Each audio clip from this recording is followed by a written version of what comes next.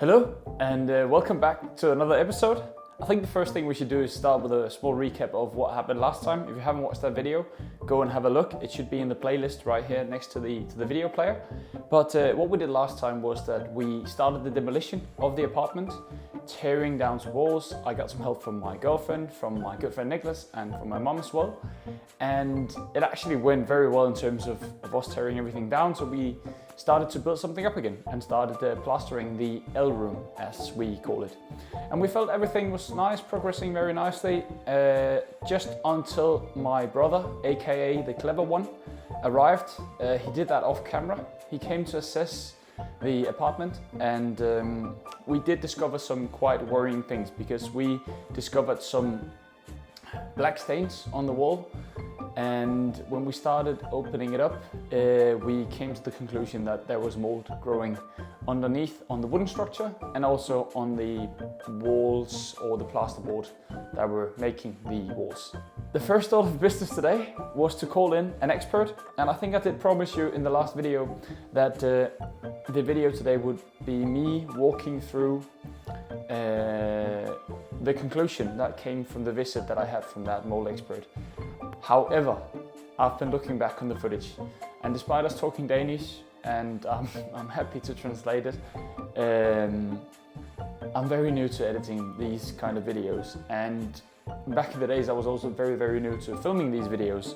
So what I'm going to spare you for is listening to me chewing gum whilst filming the footage holding my phone in the wrong direction.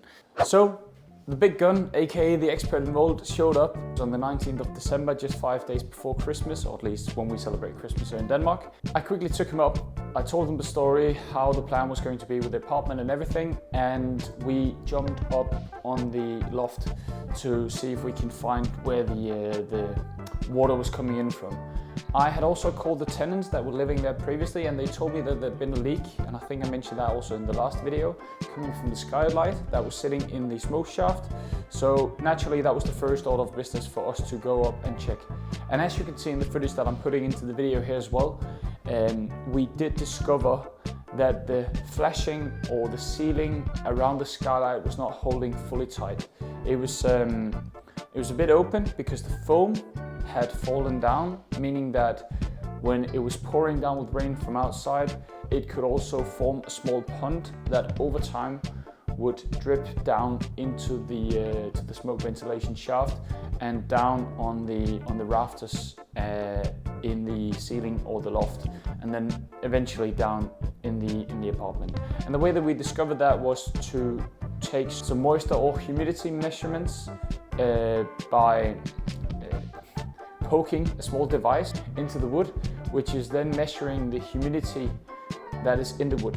And very close to the flashing, up around the skylight of the smoke shaft, the results were showing around 16-17%. And you normally say that the barrier for wood, if it's naturally dry, should be less than 15%, or at least that's what I've read on the internet. And when we then went down to the second floor in the apartment, so one floor below the loft, we were looking at measurements at around 13%. So it had dried out, which was a good thing, and that means that the fix that had been done a couple of years back by the previous owner had been somewhat fixing the immediate damage, but not fully fixing the entire thing, because obviously it was leaking still and there was still growing mold. Yeah, what the mold expert also suggested was that one of the reasons why water could form up on the flashing that was going around the skylight would be because some of the drainage around the window was maybe full of leaves and other debris that could have clogged the drainage, stopping the water from running down. And as we all know, water is quite lazy, so it just finds the easiest way down, and effectively that was going down in my rafters and down on the plasterboards, creating moldy conditions because of the heat from the apartment, making it very nice for mold to grow in that environment. I then went and asked the mold expert if he thought that I should asked the insurance if there was something that I could go and claim for in that regard, if that would be something that would fall on me, or if he think it would be something that was worth taking up with the insurance company. Because I do have full insurance, because it's the first building I'm buying as a rental unit. I said, okay, I might as well spend a bit more on insurance to ensure that I'm safe if anything happens. But he said that the cause of this damage was due to a lack of maintenance, and because that is the cause, then I probably wouldn't be able to claim for anything, and it was due to the previous owner. So I should have noticed this when I bought the building. Now, I did have a survey out when I bought the building.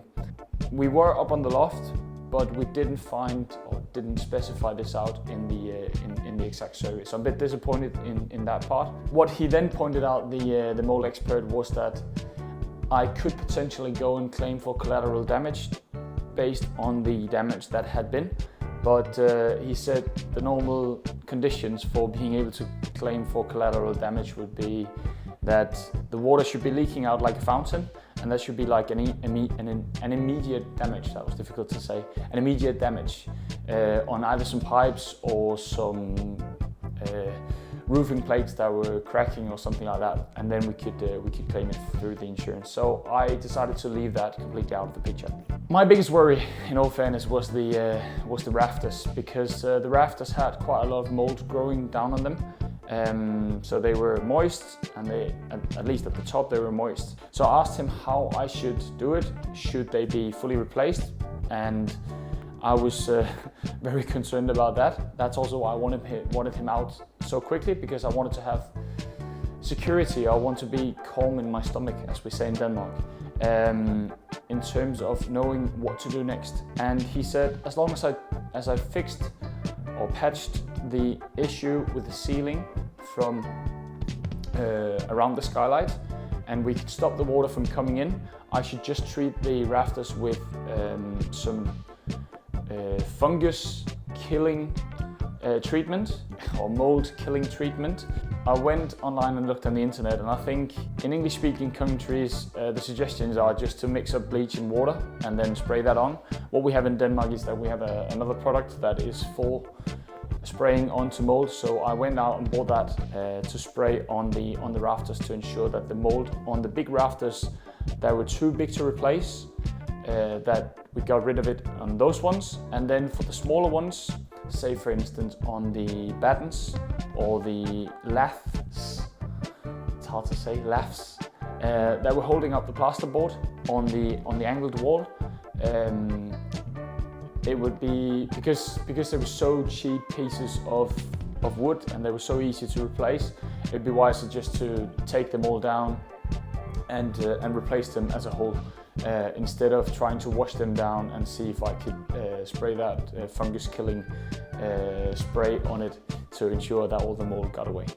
One more thing that we discovered on the laths was that they had white rot fungus growing on them, which is a different type of mold that eats into the wood and just leave it completely white. And he said, honestly, just get rid of these and just add up some new ones. The reason why we have that spray, the mold killing spray in Denmark, is because it actually goes in and kills the spores in the wood. So the mold expert said that there shouldn't be anything to worry about if we just use that and let it sit for 15 minutes and let the wood soak up that spray. One more thing I did was I actually also checked under the floorboards on the second floor to see if there was any mold growing underneath that, and quite luckily nothing had gotten down to the floorboards, meaning that we didn't have any mold growing underneath the floorboards. Which I was quite happy to see, that everything of that was bone dry, so we didn't have to rip up another floor. The final thing that the mold expert suggested me to do was to tear down the entire smoke shaft. And the reason why he wanted to tear the entire smoke shaft down was because it's a relatively simple structure that is just built up by a structure holding the fireproof plasterboards. And what you could see when you were standing underneath the skylight and just looking up through that smoke shaft, you could see that water had been flowing down. You could also see that in the video that in the picture I put in the video last time. And what I was actually able to notice was that there was a small growth of mold at the very bottom of the smoke shaft. So he suggested, because it was such a simple structure, it would be wise just to tear that entire thing down and rebuild it all up again. And yes, he did make it sound very easy. I am going to prove to you over the course of the next few weeks that that was not the easiest of tasks. At least not for me. An expert might have done it differently, but you're going to see that later on. So as you can see here on my left hand side, I've added in some floor plans where you can see how the smoke shaft is located on the first floor and also on the second floor. And as you can see, it goes up through the middle of the apartment that we're currently renovating.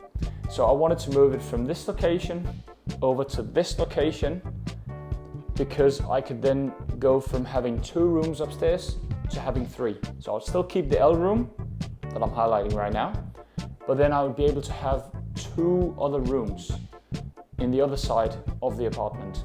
And I think that would be more optimal for having a small family living in this apartment. However, that did not prove to be the easiest of tasks, so I'm going to get back to you on that in a later episode, which I think is a good cue for me to round this entire episode off.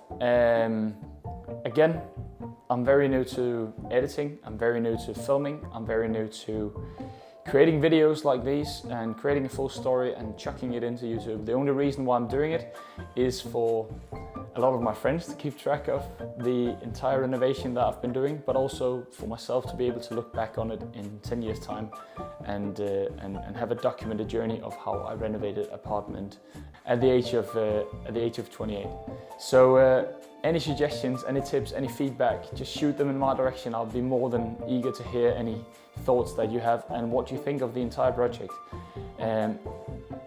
If you like it, if you think it's a brilliant video, if you like the content, follow along the journey. You can follow along by clicking subscribe. And if you haven't watched the other videos, like shameless plug, just go and have a check and see the other ones.